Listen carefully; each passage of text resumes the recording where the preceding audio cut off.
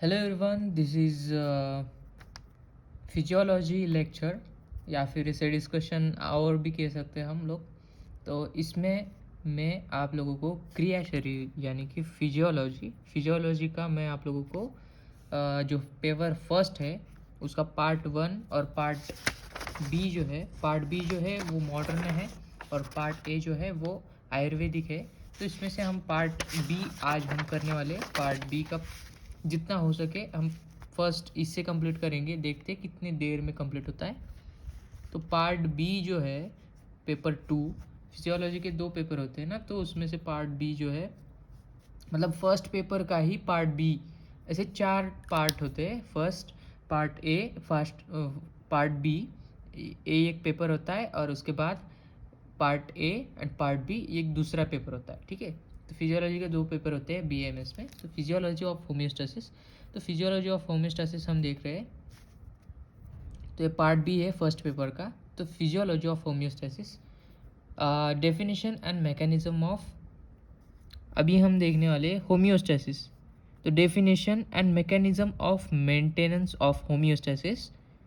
ठीक है, डेफिनेशन देखनी है, मेंटेनेंस कैसे, सॉरी मैकेनिज्म देखना है एंड मेंटेनेंस ऑफ होम्योस्टेसिस देखना है। देन सेल फिजियोलॉजी,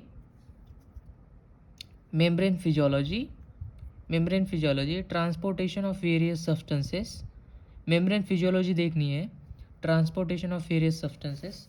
तो इसमें टिक कर लेते पहले फिजियोलॉजी ऑफ होम्योस्टेसिस। तो इसमें मैं मॉडर्न का ये के सेबुलिंगम 9th एडिशन का बुक यूज़ कर रहा हूँ। उसमें हम देख सकते हैं इसमें होम्योस्टेसिस कहाँ है, सेल फिजियोलॉजी। अभी तो यहाँ से सेल फिजियोलॉजी हमने देखा, तो सेल फिजियोलॉजी से मुझे एक टॉपिक निकला इधर से, जैसे कट कर देते। यहाँ सेल फिजियोलॉजी पढ़नी है हमें। देन होम्योस्टेसिस ये रहा। देन मेम्ब्रेन फिजियोलॉजी भी हमें पढ़नी है, cell junction, transport to cell membrane, membrane physiology भी पढ़नी है। सेल जंक्शन, जो सेल जंक्शन होता है वो कुछ इम्पोर्टेंट नहीं है शायद, लेकिन वो मेम्ब्रेन आ रहा है तो उसमें सेल जंक्शन आएंगे ही, क्योंकि वो मेम्ब्रेन में ही होते हैं ना, तो इसलिए। तो मेम्ब्रेन फिजियोलॉजी, ठीक है, ये तो हो गया। डेफिनेशन मैकेनिज्म ऑफ होम्योस्टेसिस वो इसमें चला जाएगा। तो उसके बाद transportation of various substances across the cell membrane, transportation मतलब सेल जंक्शन अक्रॉस, ठीक है। Membrane physiology, transportation of various substances across the cell membrane, cell membrane से कौन से ट्रांसपोर्ट हो रहे वेरियस सब्सटेंस जो होते हैं, अलग अलग सब्सटेंसेस, वो ट्रांसपोर्ट अगर हो रहे हैं तो किससे हो रहे, कैसे हो रहे, वो देखना है। ठीक है, यहाँ तक तो हमने ढूंढ लिया। देन रेस्टिंग मेम्ब्रेन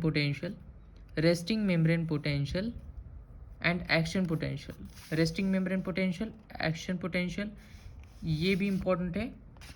अभी यहाँ तो नहीं है लेकिन इसमें शायद होगा, ठीक है, हम आगे देखेंगे। And action potential, acid base balance, water electrolyte balance, study of basic component of food.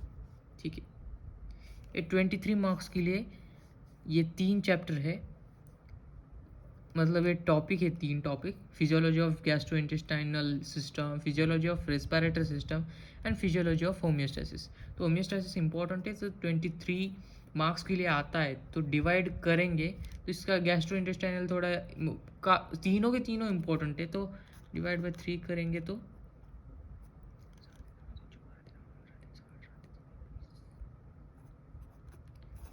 7 marks के लिए अगर देखा जाए तो एक शॉर्ट लॉन्ग क्वेश्चंस आ सकता है। तो फिजियोलॉजी ऑफ होम्योस्टेसिस हम 3 पेजेस का लिख सकते हैं।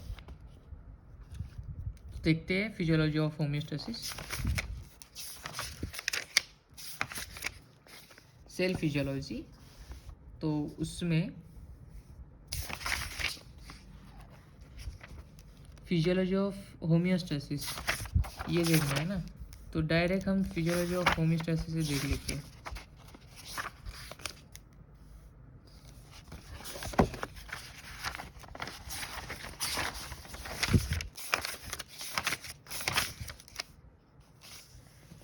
Homeostasis 39 page number. ठीक है, तो एक मिनट गिर गया वो।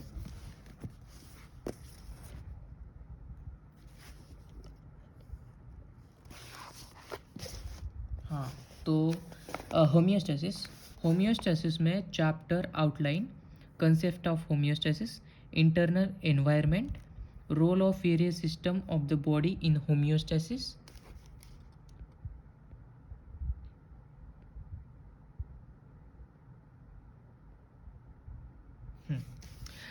Role of various system of the body in homeostasis, अलग अलग सिस्टम का रोल क्या है होम्योस्टेसिस में वो देखना है। कंपोनेंट ऑफ होम्योस्टैटिक सिस्टम, कौन से कंपोनेंट आते हैं होम्योस्टैटिक इन सिस्टम में। Then mechanism of action of homeostatic system, mechanism of action of homeostatic mechanism, then homeostatic imbalance. तो एकदम डिटेल में देखेंगे चैप्टर को। Concept of homeostasis, homeostasis refer to maintenance of constant internal environment of the body. वो क्या कर रहा है होम्योस्टेसिस, एक क्या है, वो मेंटेन कर रहा है constant internal environment of the body. हमारे बॉडी का अंदर का एनवायरनमेंट जो है वो कांस्टेंट रखने का, कांस्टेंट मेंटेन करने का काम होम्योस्टेसिस करता है। ठीक है, इम्पॉर्टेंट चीज़ है ये। अगर इतना भी लिखे ना तो बहुत पूरा एक्सप्लेन करने जैसा है, तो इसलिए पहले 2 लाइन अच्छे दिए। Then homeo means same, same मतलब कांस्टेंट, ठीक है। Then stasis means standing, same standing, यानी कि होम्योस्टेसिस मतलब constant internal environment,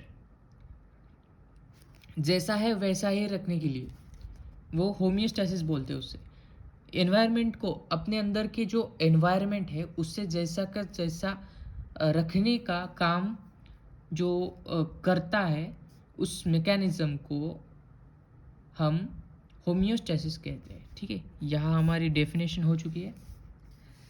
the word homeostasis was introduced by Walter Bradford Cannon, professor of physiology in Harvard Medical School in 1929.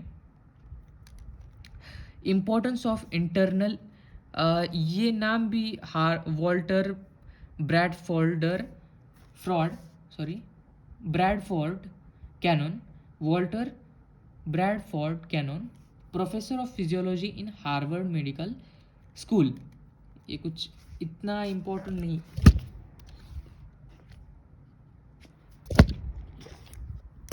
एक minute, इसको मैं fix ही कर देता हूँ, 10 बार गिर रहा है ये।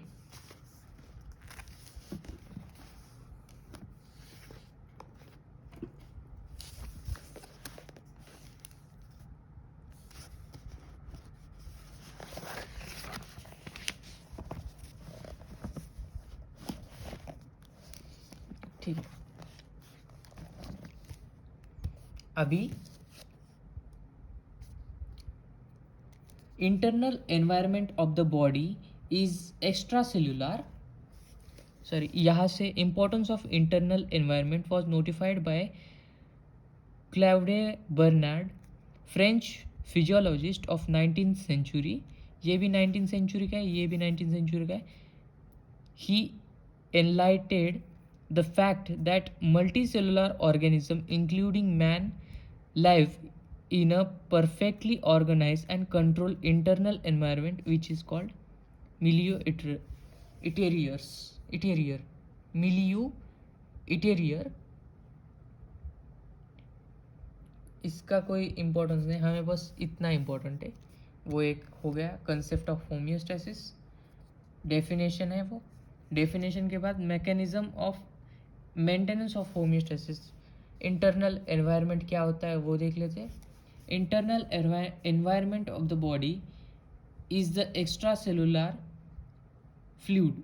Internal environment of the body is the extra cellular fluid. ठीक है, जो इंटरनल एनवायरनमेंट जिसे कहते हैं हम लोग, वो एक्स्ट्रा सेलुलर फ्लूइड होता है, ECF, शॉर्ट फॉर्म में ECF कहेंगे, in which the cell alive, जिसमें सेल जिंदा है. It is the fluid outside the cell and it constantly move throughout the body.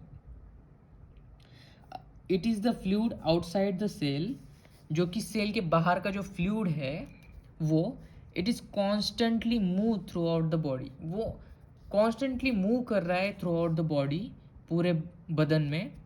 ECF, that is extracellular fluid, include the blood which circulate in the vascular system. Vascular system मतलब vein से वो transport हो रहा है system. And interstitial fluid which is present in the between the cell. Interstitial fluid मतलब वो एक अलग है. एक इंटरस्टिशियल फ्लूइड जो होता है वो दो सेल के बीच में है. एक्स्ट्रा सेलुलर फ्लूइड जो है वो सेल के बाहर है. ECF, that is extracellular fluid, contain nutrient, ions and extra cellular fluid जो है उसमें क्या क्या है, न्यूट्रिएंट्स है, आयंस है, न्यूट्रिएंट होते हैं, आयंस होते हैं and other substances necessary for the survival of the cell. जो अलग दूसरे भी सब्सटेंसेस है जो कि इम्पोर्टेंट है हमारे सेल को जिंदा रखने के लिए. पहले तो nutrient, ions and other substances. ठीक है. Then healthy living of large organism including man depends upon constant maintenance of internal environment within the physiological limit. If it derived beyond the set limit, body suffers by malfunction or dysfunction. ठीक है. healthy living of large organism, बहुत बड़े organism including man, उनका healthy living के लिए depend upon, वो depend रहते हैं open upon constant maintenance of internal environment. उनका अंदर का एनवायरनमेंट यानी कि ECF, एक्स्ट्रा सेलुलर फ्लूइड, वो कांस्टेंट रहना चाहिए, वो बहते रहना चाहिए, जिसमें हम न्यूट्रिएंट, आयंस और अदर सब्सटेंसेस है जो सेल को अलाइव करने के लिए सक्षम है. ठीक है. The physiological limit, within the physiological limit, एक लिमिट रहनी चाहिए. If it deviates beyond the set limit, अगर वो ज़्यादा मतलब बढ़ जाएंगे उनका फ्लो या फिर न्यूट्रिएंट, आयंस या फिर कुछ अलग चीज़ें अगर उसमें ऊपर नीचे हो जाती है तो बॉडी सफर्स बाय माल फंक्शन. तो माल फंक्शनिंग और डैश फंक्शन यानी कि कुपोषण, ऐसी चीज़ें, डैश फंक्शन, ऐसी चीज़ों का हम शिकार बनेंगे. तो इसलिए वो काफ़ी इम्पोर्टेंट हो जाता है उनका कांस्टेंट रहना. ठीक है. Role of various system of the body in homeostasis. Role of various system of the body in, अब सिस्टम देखेंगे हम, सिस्टम, अलग अलग system of the body in homeostasis. अब क्या क्या काम करते हैं, कौन से सिस्टम, वो देखना है सिंपली होम्योस्टैसिस के दौरान. वो एक प्रोसेस है ना जो कि मेंटेन कर रही है constant internal environment of the body. Constant internal environment of the body कौन है, एक्स्ट्रा सेलुलर फ्लूइड. ठीक है. Function of each system in the body is responsible for homeostatic mechanism. Function of the each system is in the body is responsible for homeostatic mechanism. हर एक system in our body, अपने body के अंदर का वो responsible है for homeostatic mechanism. ठीक है. Digestive system. अब डाइजेस्टिव सिस्टम में क्या है, nutrients are essential for growth and activity of the cells. Nutritive substances such as amino acid, carbohydrate, and fatty acid also form a source of energy required for the activity of the cell. Digestive system is responsible for digestion and absorption of a nutritive substance into the blood. Blood is turn transport supply these substances to cell of the body. Digestive system क्या काम कर रही है? Nutrient are essential for growth and activity of the cell. तो यही हमने देखा था ना, nutrient and ions and other substances are necessary for survival of the cell. तो सिमिलरली डाइजेस्टिव सिस्टम न्यूट्रिएंट उसमें डालती है, उस फ्लूइड में, उस इंटरनल एनवायरनमेंट में, ग्रोथ एंड एक्टिविटी, क्योंकि growth and activity of the cell हो जाए, सेल की ग्रोथ हो जाए. Nutritive substances such as amino acid.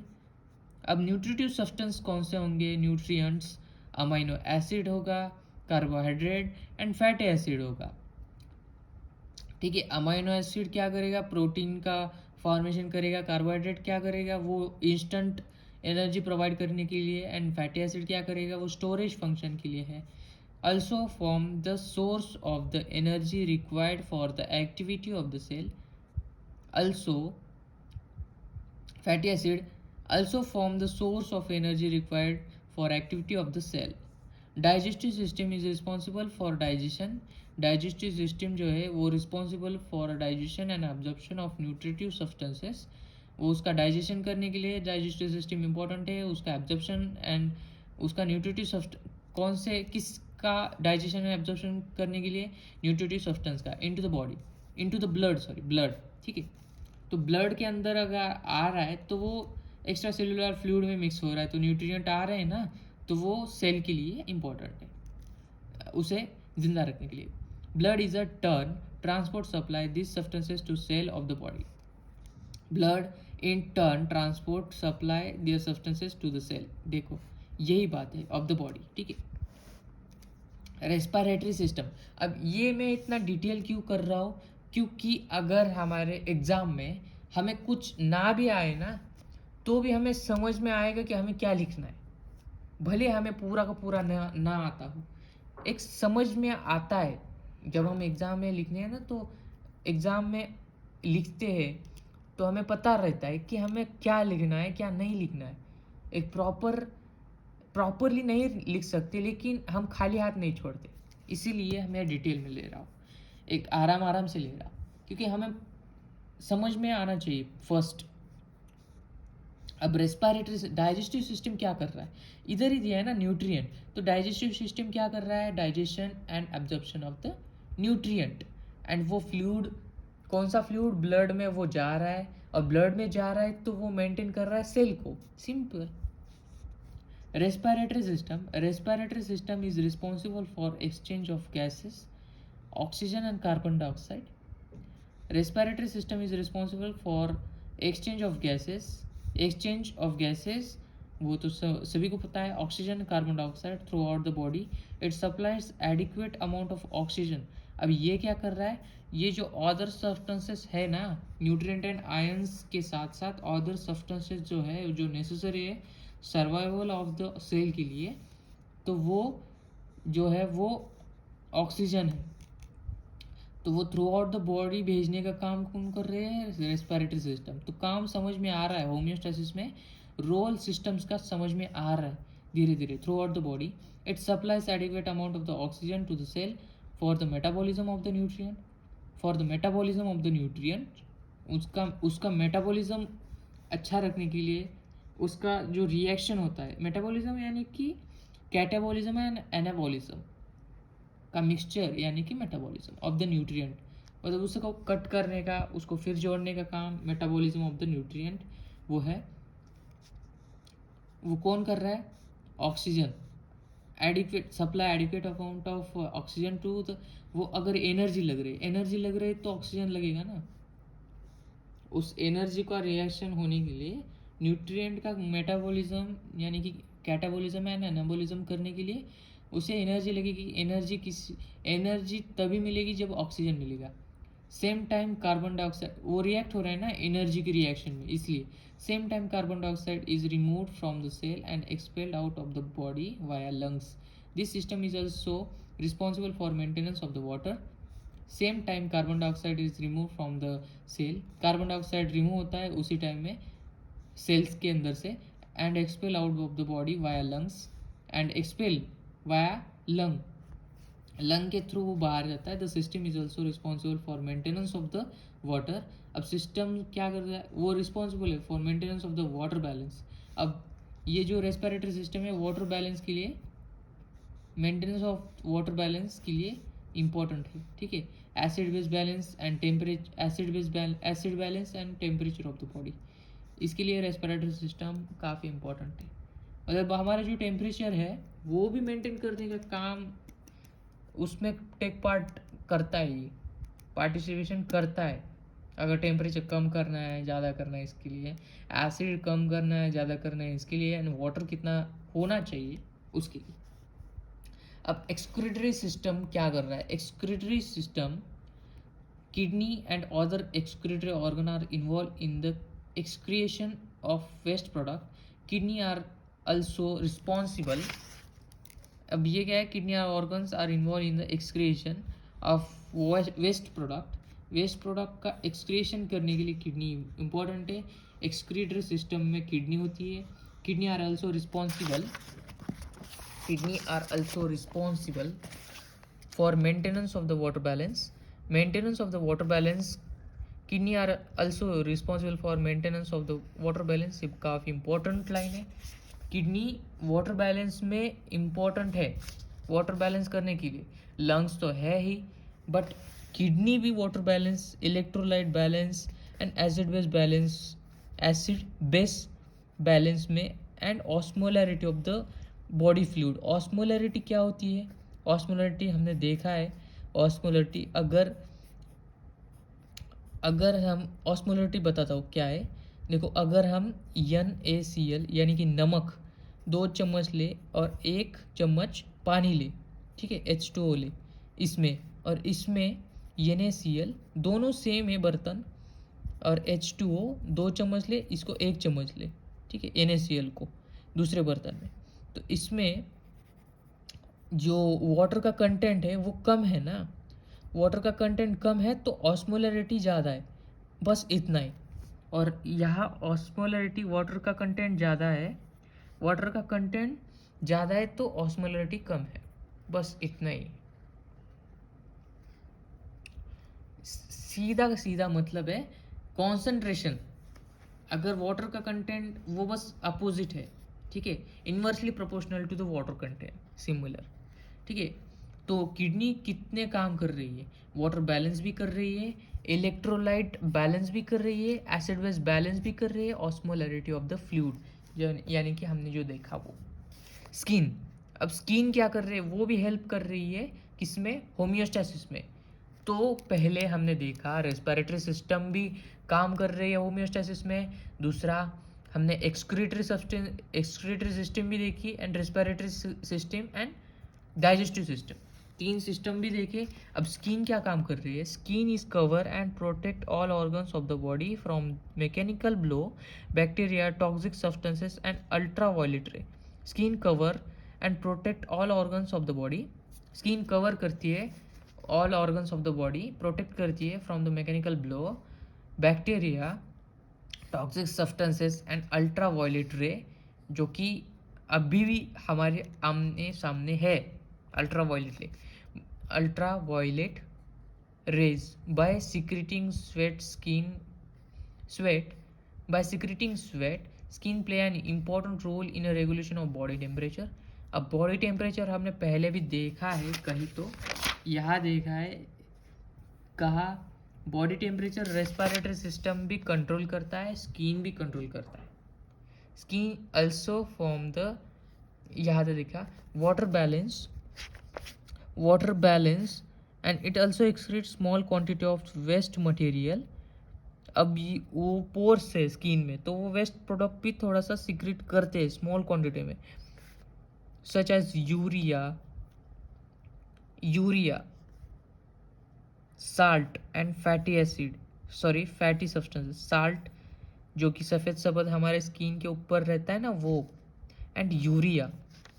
Skin also form the largest sense organ. Skin also form the largest sense organ. It has many receptors which convey sensation to the brain via afferent nerve. Afferent मतलब आने वाली, brain के पास आने वाली. And efferent nerve जो होती है वो जाने वाली होती है. एफरेंट नर्व, इफरेंट नर्व, ठीक है. तो आने वाला सेंसेशन आने वाले ब्रेन तक वो क्या हो गए, अफरेंट नर्व, इसलिए अफरेंट नर्व वाया मतलब उसके थ्रू. अब देख रहे हैं blood and circulatory system. Blood and circulatory system में हम देखेंगे circulatory system include heart and blood vessel. इसमें हार्ट इंक्लूड है, ब्लड वेसल इंक्लूड है. Heart is responsible for flow of blood via blood vessel. Heart is responsible for the flow of blood via blood vessel throughout the body. Body transport nutritive substances important है, transport कर रही है वो blood के through. Blood transport nutritive substances, oxygen and other important substances such as hormones भी transport कर रहा है. कौन, ब्लड. ऑक्सीजन भी ट्रांसपोर्ट कर रहा है and important substances, hormones and nutritive substance भी to all cells of the body. हर एक सेल के पास वो न्यूट्रिटिव सब्सटेंसेस, ऑक्सीजन प्रोवाइड कर रहा है. It also remove carbon dioxide, वो कार्बन डाइऑक्साइड को रिमूव भी कर रहा है.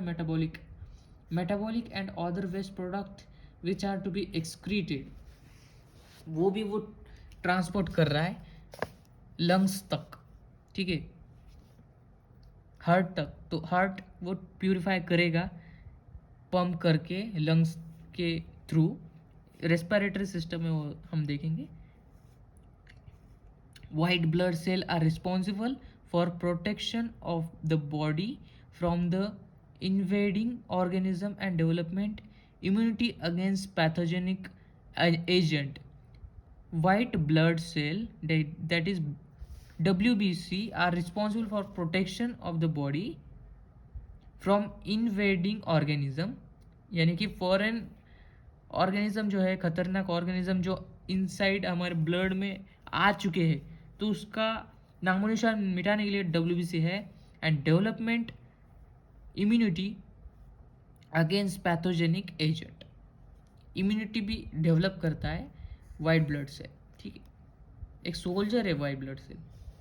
लिम्फेटिक सिस्टम, ये भी होम्योस्टेसिस में इंपॉर्टेंट है. इसमें क्या है, lymphatic system is closed system and lymphatic vessels and lymph node through which lymph flow. Major function of lymph is to return proteins from the tissue space into blood. Lymphatic system is closed system and lymphatic vessels and lymph node. lymphatic vessels उसके component क्या है lymphatic system के, कौन कौन काम कर रहा है उस सिस्टम में. lymphatic vessels काम कर रहे हैं, lymph node through which lymph flow, जिससे लिम्फ एक फ्लूइड होता है वो फ्लो होता है. Major function of lymph is return protein from tissue space into blood. Major function है वो, major function of lymph is to return proteins, जो प्रोटीन्स होते हैं वो रिटर्न करना from tissue space into blood. Tissue space में जो protein होते हैं, जो खराब प्रोटीन्स या भी कुछ अलग जो भी हमें नहीं चाहिए, वो ट्रांसपोर्ट अभी यहाँ दिया नहीं है वो क्लियरली कि वेस्ट प्रोडक्ट या फिर नॉर्मल प्रोटीन्स. तो वो बस इतना कहिए, return proteins from the tissue space into the blood, ठीक है. तो ब्लड में वो भेज रहे हैं, वो जो लिम्फ होता है, जो लिक्विड होता है, वो लिक्विड ब्लड में भेजता है, ब्लड लिक्विड में भेजता है क्या, proteins. Okay, it is also responsible for distribution of fluid in the body. It is also responsible for distribution of fluid in body. Lymph node form defense barrier of the body. ये एक defence barrier के तौर पे काम करता है by destructing bacteria and other toxic agent. Bacteria and other toxic agent एक defence mechanism या फिर defence barrier of the body by destructing bacteria, जो कि बैक्टीरिया हमारे काम को डिस्ट्रक्ट करने के लिए आ रहे हैं, उनको वो डिफेंस बैरियर के थ्रू, मतलब डिफेंस बैरियर बनाता है, ठीक है, एक बैरियर बनाता है, एक दीवार बनाता है उनके बीच और हमारे फ्लूइड के बीच। अदर टॉक्सिक एजेंट्स और अदर जो टॉक्सिक एजेंट के वो भी, तो दोनों के लिए वो डिफेंस बैरियर है, लिम्फ नोड्स बनाता है, वो लिम्फ नोड बनाता है defence barrier. Lymph node also filter lymph node क्या करता है, फिल्टर लिम्फ को फिल्टर करता है, then return protein and lipids which are essential for the body. तो वो प्रोटीन, रिटर्न प्रोटीन्स जो कि ब्लड के थ्रू आ गए हैं और फिर वो रिटर्न कर रहा है प्रोटीन ब्लड में ही, वो जो प्रोटीन है वो ब्लड में टिश्यू स्पेस से जो ब्लड में रिटर्न करने वाले प्रोटीन है वो रिटर्न करता है फिर ब्लड में। देन लिपिड्स एंड लिम्फ को फिल्टर करने का काम लिम्फ नोड कर रहा है, are essential for the body, ठीक है। ये एक इम्पॉर्टेंट है चीज़, वो भी होम्योस्टैसिस में काम करता है इस तरीके से। मतलब हमें क्या है, इंटरनल एनवायरनमेंट को नॉर्मल रखना है, maintenance of internal environment constant. अब एंडोक्राइन सिस्टम क्या करती है,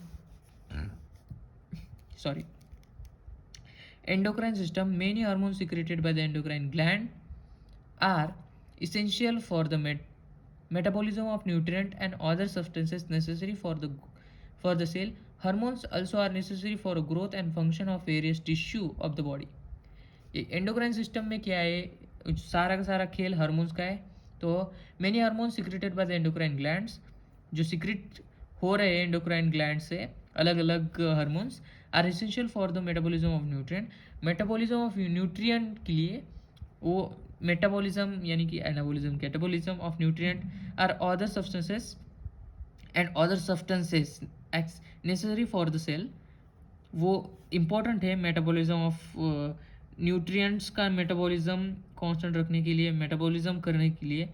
hormones also are necessary for a growth and function of various tissue, growth करने के लिए हार्मोन्स इंपॉर्टेंट है, and function of various tissue of the body, ठीक है, function of various tissue of the body.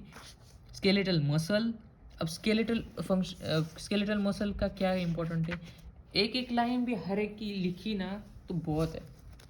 Skeletal muscles are involve in a homeostasis by the helping the organism to move around in search of the food.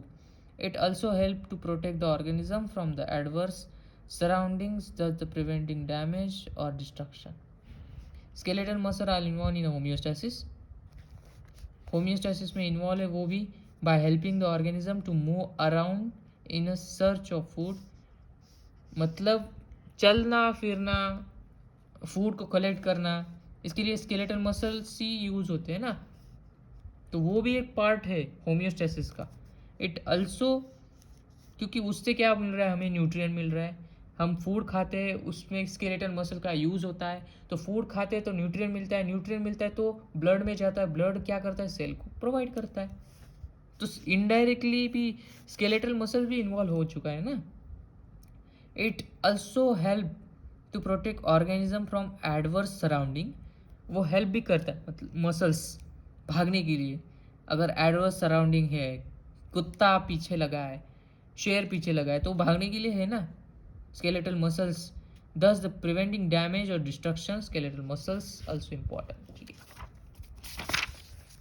उसके बाद nervous system, central nervous systems which include brain and spinal cord, an important role in homeostasis. Sensory system, अब ये भी important role कर रहा है, सभी important ही role कर रहे हैं। Sensory system detect the state of the body और surrounding brain integrate and interprets the pros and cons of this information and commands the body to act accordingly through the motor system so the body can avoid the damage. Automatic nervous मतलब क्या खाना है क्या नहीं खाना है, कितना खाना है कितना नहीं खाना है, सब जो कंट्रोल होता है वो नर्वस सिस्टम कर रही है ना, तो वो भी एक तरीके से होम्योस्टैसिस में इन्वॉल्व है. Automatic nervous system autonomic nervous system regulate all vegetative function of the body essential for the homeostasis. Component of the homeostatic system. अब कौन से कंपोनेंट होम्योस्टैटिक सिस्टम में है वो देखेंगे. तो 3 हम देख रहे हैं, सेंसर्स और डिटेक्टर और रिसेप्टर, कंट्रोल सेंटर और इंटीग्रेटर सेंटर, इफेक्टर. ठीक है, sensor then effector and control करने का इंटीग्रेटर सेंटर. ठीक है, या फिर कंट्रोल सेंटर. तो ये 3 काम कर रहे हैं. तो इसमें सेंसर और डिटेक्टर और receptors. Sensor recognise the detection in any activity in internal environment and transmit the message to the control centre. अब कंट्रोल सेंटर के पास वो मैसेज चला गया तो वो कंट्रोल सेंटर क्या करेगा, control centre receives the message from the receptors and immediately send the command to the concern effectors.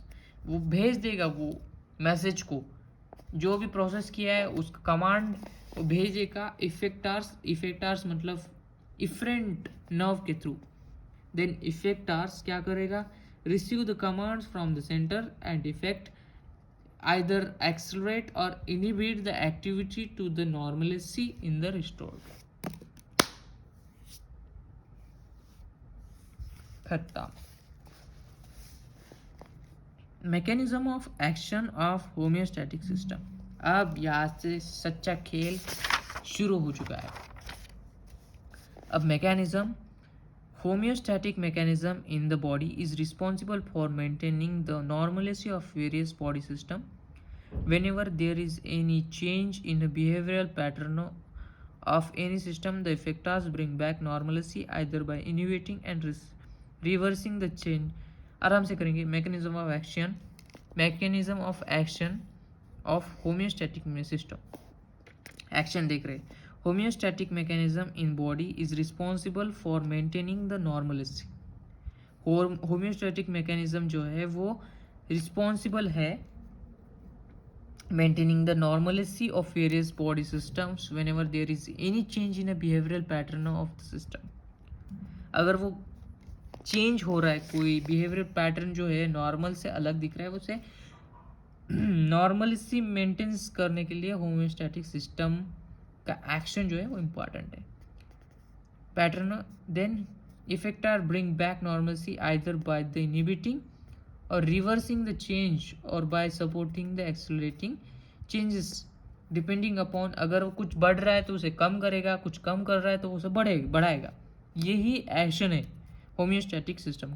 Upon requirement of the situation this is achieved by the meaning of feedback signal.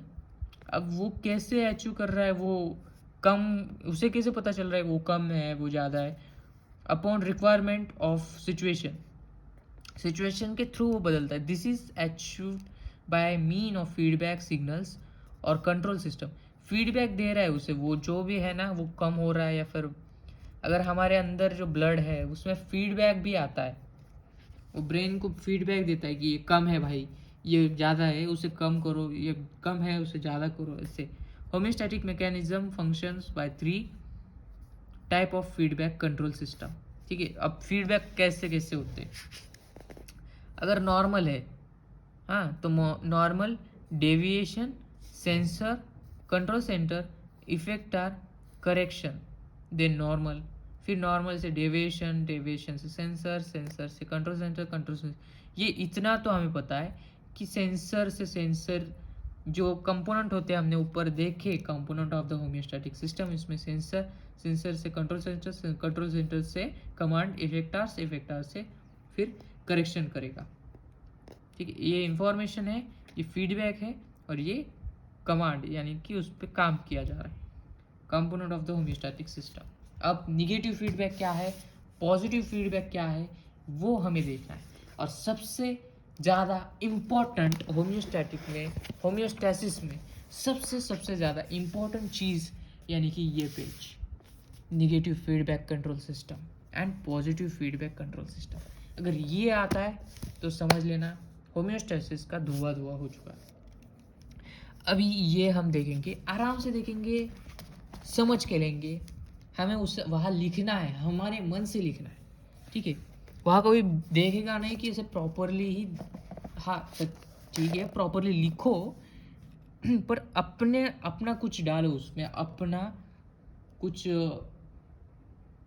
क्या बोलते हैं productivity, या फिर अपनी कुछ सोच उसमें डालो।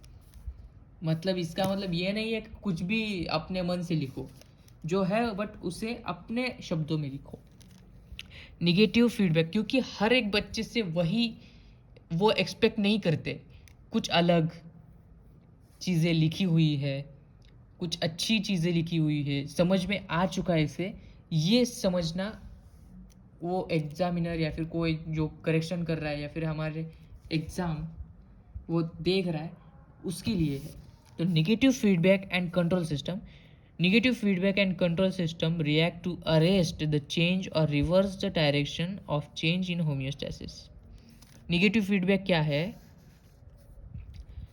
negative feedback control system, negative feedback control system react to arrest the change को अरेस्ट करना और reverse the direction of change, जो भी चेंज हो रहा है उसे रिवर्स करना, उसे हम निगेटिव फीडबैक कहते हैं होम्योस्टेसिस में। आफ्टर रिसीविंग द मैसेज, इफेक्टार्स, जो हमने पीछे साइकिल देखी, कंट्रोल सेंटर से जब वो इफेक्टार्स जो कि कमांड जा रही है, send negative feedback signals back to control centre. Effectors send negative feedback signal.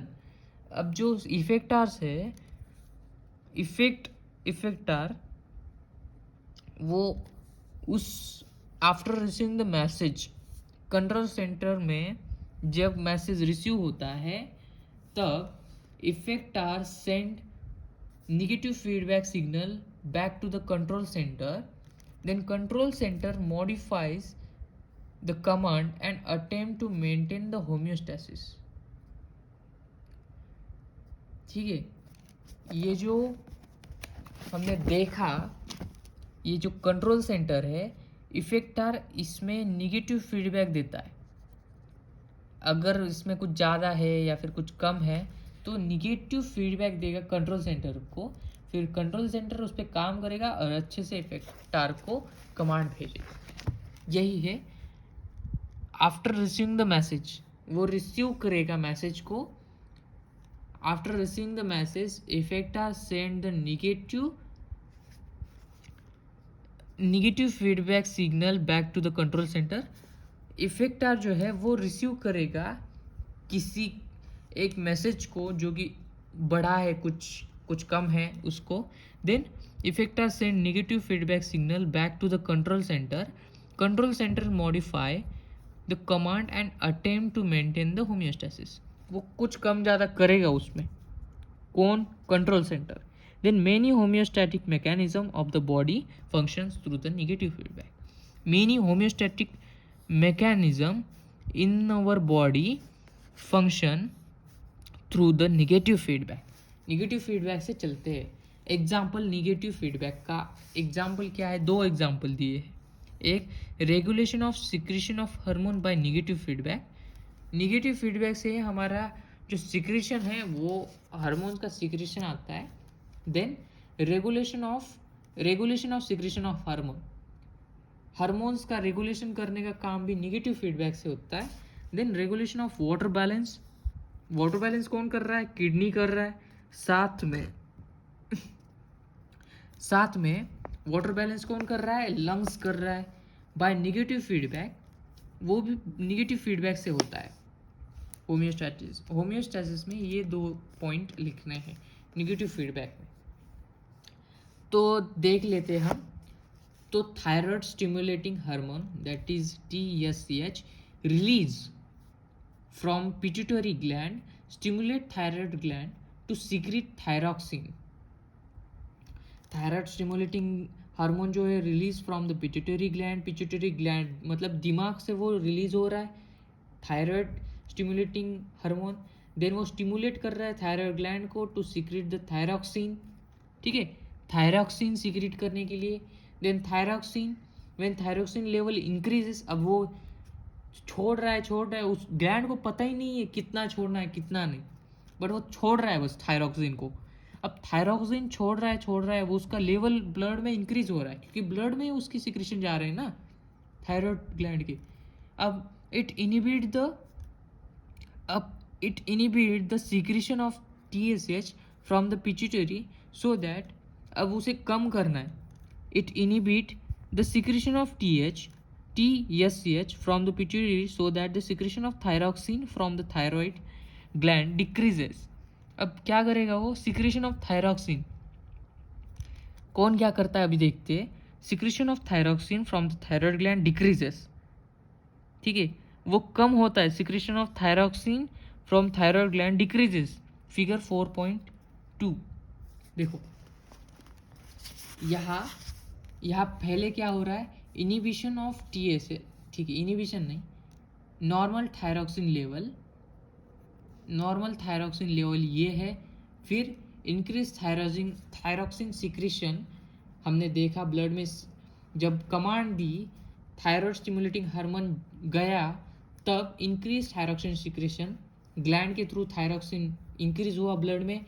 Then उसके लिए अब उसे कंट्रोल करने के लिए, कम करने के लिए inhibition of TSH secretion, TSH का जो TSH यानी कि थायराइड स्टिमुलेटिंग हार्मोन जो है वो इनिबिट करना है।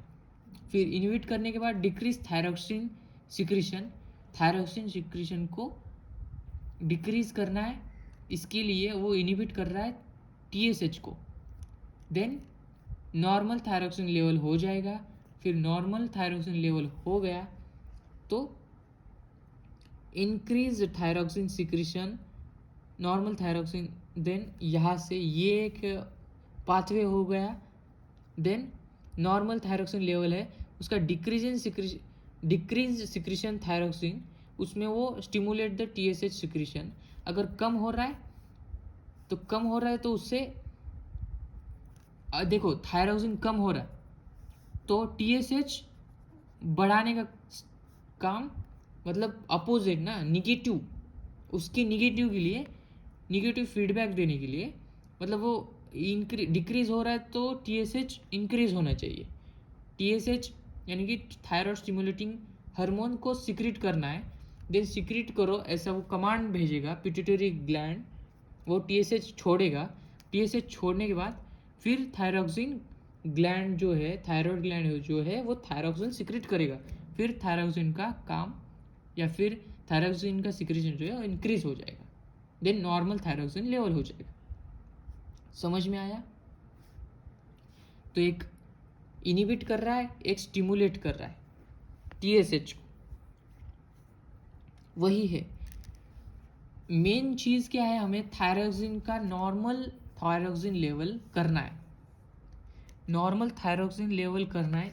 अगर कम है तो उसे बढ़ाना है, बट दूसरे हार्मोन के थ्रू बढ़ाना है तो उसे निगेटिव करना पड़ेगा, एक को पॉजिटिव करना पड़ेगा तो एक को निगेटिव करना पड़ेगा। तो इसके लिए उसे एग्जाम्पल ऑफ निगेटिव फीडबैक दिया है। On the other hand the thyroxine secretion is less, अगर थायरॉक्सिन का सिक्रेशन लेस हुआ तो it's low blood level include pituitary gland to this TSH,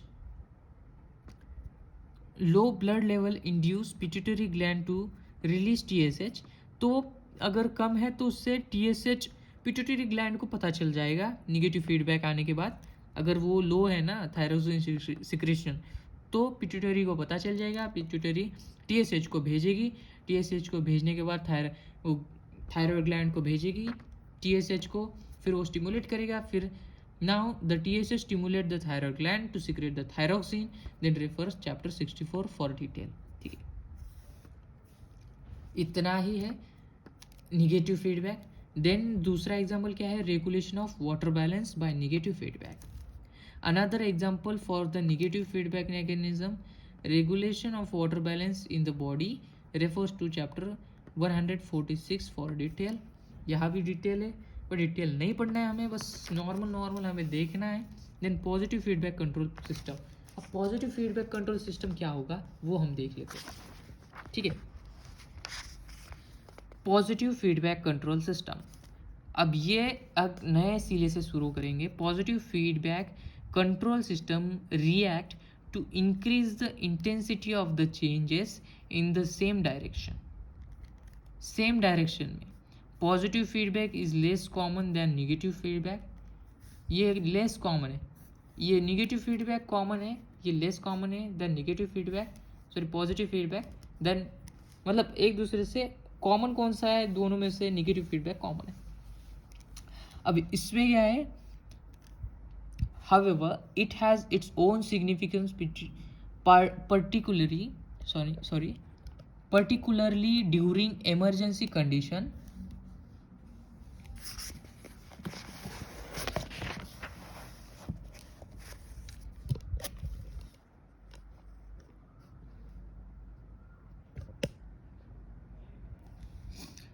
However, it is own significance particular during emergency condition. Best example of positive feedback is during blood clotting. Blood clotting is the positive feedback. ठीक है, blood clotting जो है वो positive feedback है. Blood clotting is necessary to arrest the bleeding during injury. During bleeding blood clotting important है. अगर injury हो रहा है तो ब्लड जाएगा ना बाहर, तो उससे इंजरी उसको क्लॉट करने के लिए, ब्लड को क्लॉट करने के लिए ये पॉजिटिव फीडबैक भेजा जाता है. And it's occurs in 3 stage. अब ये 3 स्टेजों में मतलब होता है ये प्रोसेस, ये feedback. Formation of prothrombin activator. Prothrombin को activator, formation of prothrombin activator. पहले तो प्रोथ्रोम्बिन एक्टिवेटर का फॉर्मेशन होता है. Then conversion of prothrombin into thrombin. Prothrombin 2 शब्द है, तो प्रोथ्रोम्बिन जो है उसके पहले है ना, पहले conversion of prothrombin into thrombin. Then prothrombin का कन्वर्जन होगा थ्रोम्बिन में. देन कन्वर्जन ऑफ वो प्रोथ्रोम्बिन जो है वो क्या करे, conversion of fibrinogen into fibrin, fibrinogen into fibrin, ऐसा होगा 3 स्टेप में. Thrombin form in a second stage. Thrombin second stage में वो फॉर्म होगा, stimulate the formation of more prothrombin. Thrombin क्या करेगा, स्टिमुलेट करेगा. देखो थ्रोम्बिन क्या कर रहा है, स्टिमुलेट कर रहा है to formation of prothrombin activator. देखो मतलब अगर एक आदमी है, उसका एक बच्चा है, ये बहुत ही वाहियात एग्जांपल है फिर भी दे रहा हूँ, तो उसका बच्चा ही कह रहा है मुझे और बच्चे मतलब उसके भाई दे दो, समझ रहे हो. तो क्या प्रोथ्रोम्बिन क्या है, मतलब प्रोथ्रोम्बिन आदमी है और उसका बेटा थ्रोम्बिन है. तो थ्रोम्बिन कह रहा है कि हमें और मतलब उसे स्टिमुलेट कर रहा है प्रोथ्रोम्बिन को, मतलब उसके पिताजी को, कि और थ्रोम्बिन बनाना है, तुम बढ़ जाओ. तो thrombin form in a second stage stimulate the formation of more prothrombin. वो खुद बहुत ज़्यादा बन जाओ ऐसा बोल रहे हो. ये एग्जाम्पल छोड़ दो, ये ऐसे समझ लो कि थ्रोम्बिन जो है वो प्रोथ्रोम्बिन को स्टिमुलेट कर रहा है ज़्यादा बनने के लिए. प्रोथ्रोम्बिन अगर ज़्यादा बनेगी तो थ्रोम्बिन भी ज़्यादा बनेंगे, फिर थ्रोम्बिन ज़्यादा बनेंगे तो फिर प्रोथ्रोम्बिन भी ज़्यादा बनेगी. It's in addition to converting fibrinogen into fibrin, fibrinogen into fibrin. For example 4.4 figure देखना है. इट कॉजेस, अभी हम 4 देख लेते हैं, यही के यही, ठीक है. तो इसमें क्या है, injury to the blood vessels and bleeding हो रही है, फिर वो इंजुरी हो चुकी है यहाँ, तो इंजुरी हो रही है तो formation of prothrombin activator, formation of prothrombin activator, injury हुई है इसलिए prothrombin activator, formation of prothrombin activator हो चुके हैं, फिर prothrombin conversion of prothrombin into thrombin वो हो रहा है, प्रोथ्रोम्बिन का कन्वर्जन थ्रोम्बिन में हो रहा है, फिर थ्रोम्बिन में हो तो रहा है तो थ्रोम्बिन क्या कर रहा है, फिर से थ्रोम्बिन क्या कर रहा है, उसके दो काम है, एक तो प्रोथ्रोम्बिन एक्टिवेटर को फिर से इंक्रीज कर रहा है और conversion of fibrinogen into fibrin, तो conversion of fibrinogen into fibrin भी कर रहा है थ्रोम्बिन, फाइब्रिनोजन को फाइब्रिन में कन्वर्ट करने का काम थ्रोम्बिन कर रहा है और खुद को प्रोथ्रोम्बिन, खुद के मालिक को यानी कि प्रोथ्रोम्बिन को एक्टिवेट करने का काम भी कर रहा है, ठीक है। तो एक प्लस पॉइंट हो रहा है ना, तो फीडबैक भी क्या दे रहा है वो कि और बढ़ाओ और बढ़ाओ और बढ़ाओ, पॉजिटिव फीडबैक ही दे रहा है, यहाँ से तो पॉजिटिव आ रहा है तो ऐसा होना चाहिए ना। निगेटिव फीडबैक में कैसा होता, अगर बढ़ गया थ्रोम्बिन तो उसे कम करने के लिए फीडबैक दे दो, वो कम कर देगा, ऐसा होगा। लेकिन इसमें अगर बढ़ रहा है, प्रोथ्रोम्बिन बढ़ रहा है, प्रोथ्रोम्बिन कन्वर्ट हो रहा है थ्रोम्बिन में, तो थ्रोम्बिन फिर से उसे पॉजिटिव फीडबैक दे रहा है कि और प्रोथ्रोम्बिन बनाओ और थ्रोम्बिन बनाओ, तो पॉजिटिव हो रहा है ना दोनों तरफ से, कन्वर्जन ऑफ और फिर वो हो तो रहा है, उसके साथ थ्रोम्बिन क्या कर रहा है, उसका काम भी कर रहा है, conversion of fibrinogen into fibrin, then stop of the bleeding, तो स्टॉप हो जाएगी ब्लीडिंग। अगर फाइब्रिनोजन फाइब्रिन में कन्वर्ट हो रहा है तो फाइब्रिन क्या करेगा, वो ब्लीडिंग को स्टॉप करेगा। देखिए positive feedback mechanism, coagulation of blood once form for thrombin includes the formation of more prothrombin activator, ठीक है।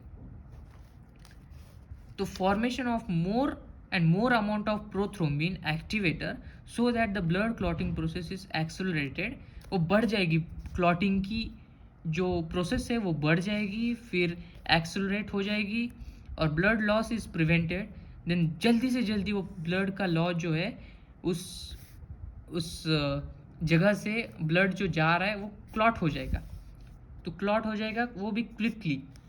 Other processes where positive feedback occurs are milk ejection reflex, other process where positive feedback occurs, दूसरा कौन सा है, पहला तो positive feedback हमने देखा, और कहाँ होता है, वो होता है process where positive feedback occurs, milk ejection reflex, माँ अपने बच्चे को दूध पिला रही है तो वो भी एक पॉजिटिव फीडबैक है, अगर पिला रही है तो कुछ भी ऐसे तो होगा कि अगर बच्चा सक कर रहा है तो और बनेगा दूध, ठीक है। And parturition, sorry I am so sorry, ये पार्चुरेशन में भी फिगर 4.5 में पार्चुरेशन का भी एक मैकेनिज्म दिया है, प्रोसेस दिया है, देख लेते हैं चैप्टर 81 स्पेशली हम देख सकते हैं। And other process involve oxytocin and secretion and both processes involve oxytocin secretion, ये भी पॉजिटिव फीडबैक के एग्जाम्पल है। फर्स्ट हमने देखा ब्लड क्लॉटिंग, दूसरा हमने देखा जो मिल्क इजेक्शन रिफ्लेक्स होता है वो एक, एंड पार्चुरेशन, तीन हमने देखे। निगेटिव फीडबैक के हमने कौन से देखे, negative regulation of secretion of hormone, growth hormone, thyroid hormone जो कि थायरोक्सिन जो है वो वाला, एंड वाटर बैलेंस जो होता है वो एक, अगर कम है तो ज़्यादा होगी, ज़्यादा है तो कम होगी, ठीक है। वाटर बैलेंस भी होता है, इसे डिटेल में देखने के लिए हमें 146 देखना पड़ेगा, देखेंगे, बट फिलहाल के लिए इतना है, जितना है उतना ही। अब इसमें क्या है, फीडबैक फॉरवर्ड कंट्रोल सिस्टम। अब फीडबैक, अब ये तो हो चुका है, अब देख लेते हैं पॉजिटिव फीडबैक मैकेनिज्म। पार्चुरेशन का क्या है, मतलब बच्चा होने वाला है उसे पार्चुरेशन कहते हैं। ऑन सेट ऑफ लेबर, अब माँ जो है बच्चे को जन्म देने वाली है, वो कॉन्ट्रैक्शन ऑफ यूटेरस, अब यूटेरस का कॉन्ट्रैक्शन होना बहुत ज़रूरी है। अगर बच्चे को बाहर निकालना है तो कॉन्ट्रैक्शन होना पड़ेगा ना यूटेरस का, तभी तो बच्चा बाहर निकलेगा। तो उसके साथ अगर onset of labour contraction of uterus वो कॉन्ट्रैक्ट होना पड़ेगा। फिर वो कॉन्ट्रैक्ट होने के बाद, यूटेरस कॉन्ट्रैक्ट होने के बाद movement of foetus into cervix, जो फीटस है उसका मूवमेंट भी होना चाहिए, मतलब वो हिलना चाहिए, हिलना डुलना चाहिए। जो बच्चा है फीटस जो है वो हिलना डुलना चाहिए into cervix. Then dilation of cervix, dilation of cervix यानी कि सर्विक्स का जो आकार है वो बढ़ना चाहिए, तभी बच्चा बाहर निकलेगा। Movement of foetus through the cervix, movement of foetus through the cervix, movement होनी चाहिए सर फीटस की through the cervix. Then stimulation of receptor in cervix, stimulation of receptors in cervix. Then discharge of impulses, discharge of impulses from the receptors, stimulation of receptors in cervix, then discharge of impulses, discharge of impulses through the receptors, then transmission of impulses to the hypothalamus, then release of oxytocin from the hypothalamus. Positive feedback ऐसे ही आ रहा है। तो यहाँ पे अगर contraction of uterus हो रहा है, नॉर्मली कॉन्ट्रैक्शन ऑफ यूटेरस हो रहा है, तो ये प्रोसेस हो के भी डिस्चार्ज यहाँ क्या हो रहा है, ये प्रोसेस हो के पॉजिटिव फीडबैक दे रहा है कि और बनाओ, मतलब release oxytocin from the hypothalamus. Oxytocin जितना रिलीज होगा और रिलीज करो और रिलीज करो, यहाँ तो रिलीज होगा ही, और बाद में यहाँ से भी पॉजिटिव फीडबैक देके वो और ऑक्सीटोसिन रिलीज होगा और कॉन्ट्रैक्शन होगा ऑफ यूटेरस, देन और movement of foetus into cervix, then dilation of cervix, then movement of foetus through the cervix, stimulation of the movement of foetus through the cervix, movement होगा, फिर movement होगा तो stimulation मिलेगी receptors in cervix में। देखो ये जो movement है फीटस का ये बहुत इंपॉर्टेंट है, ये अगर मूवमेंट करेगा तो ही स्टिमुलेशन मिलेगा रिसेप्टर्स को, कौन से है जहाँ मूवमेंट हो रही है सर्विक्स में। देन सर्विक्स में स्टिमुलेशन हो रहा है, रिसेप्टर्स को स्टिमुलेशन मिल रहा है, तो वो discharge of impulse through the receptors, तो वो डिस्चार्ज करेगा of impulse from the receptors.